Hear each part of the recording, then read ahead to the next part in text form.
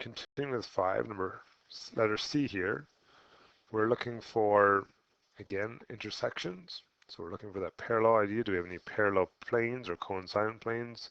And don't notice any scalar multiples right off the bat. So next thing we want to do is look for our linear combinations. And I'm hoping you notice the more obvious one this time, that we take equation 1, we add equation 2, we actually get equation 3.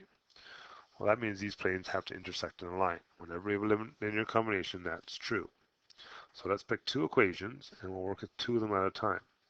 So for instance, let's take the top equation, 5x minus 9y plus 2z. I'm going to bring the 3 to the other side to make it a little bit easier, okay? And then I'm going to take the bottom equation, let's say, number 3, times it all by 2. So we'll make our z's the same. So 18x minus 14y minus 2z equals, and don't forget we're multiplying by 2, okay? Our z's are opposite signs, so we're going to add.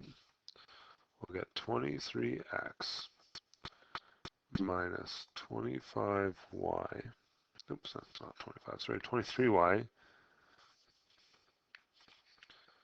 23y, no z's, and we'll get 1. Now, because these things are intersecting in a line, they don't actually have a solution. The whole idea of the linear combination is this makes a line. We know we're going to have a parameter in here. I can't solve this the way it is. So let's make y be t. If y is t, and we define that, then we can go back to our equation. 23x minus 23t equals 1. And then solve this in terms of x. So 23x equals 1 plus 23t. Or in other words, x is 1/23 plus 1t. Now that we got ourselves two equations in terms of the parameter, let's go find the third one. So I'm going to take equation number 3. I could have used any of the ones I previously used. I could have used equation 1 or 3. And I'm going to solve this using the values I got for x and y. And I want to figure out z. So minus z plus 1 equals 0. So I'll expand our bracket. So 9 over 23 plus 9t minus 7t minus 1. I'm going to bring the z to the right side just to make it positive, easier to work with. So we'll get 9 over 23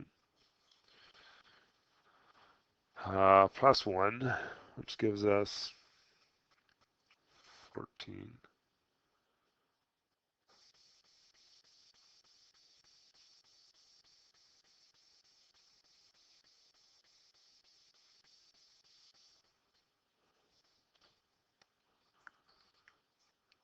It's 32 over 23 plus 2t.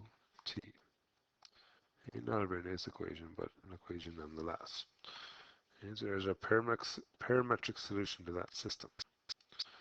I'm going to try the last one here, letter D. And what's happening in D, we're looking for coincident, parallel. Because we have an x, a 2x, and a 3x right off the bat, you notice there's no scalar multiples there. So the next thing we kind of want to look for is, are there any linear combinations? So x plus 2x would make 3x's, but the y's don't work. Nothing else really stands out. So I'm going to guess this is the point. That's my thought. But if I get to a point where I can't solve it, then I'll have to figure out the line. So let's take two equations. Let's take the top two. And set them up for elimination.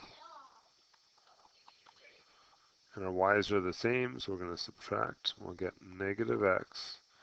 We'll get 3z's. And we'll get 7. And I'm going to stop that for a second and take my equation 1 again. And equation 3 this time. And again, we want to eliminate the same variable. So we're going to add, so get rid of the y's. We'll get 4x's, no y's, nicely, no z's either, and negative 4. Well, the nice thing with this is we can solve it, right? X is negative 1. Once I know that, I can put into the other equation for x, and then I can solve this. So I get 3z equals, oh, actually, here I have a little mistake there, right? It's a negative of x, so it should be negative of negative 1. So we'll get 7 minus 1, which is 6. So z should be 2. And once I know those two things, I can go back to one of my original equations. X, no, it should not plus x minus y plus z equals negative 2. We know x is negative 1.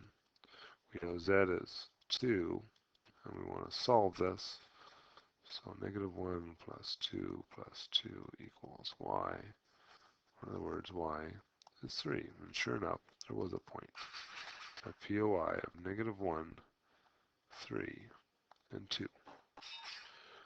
Okay, now if you had tried solving that and it turned out to be a line, you would have had to create a parameter sometime because you wouldn't have been able to go any further.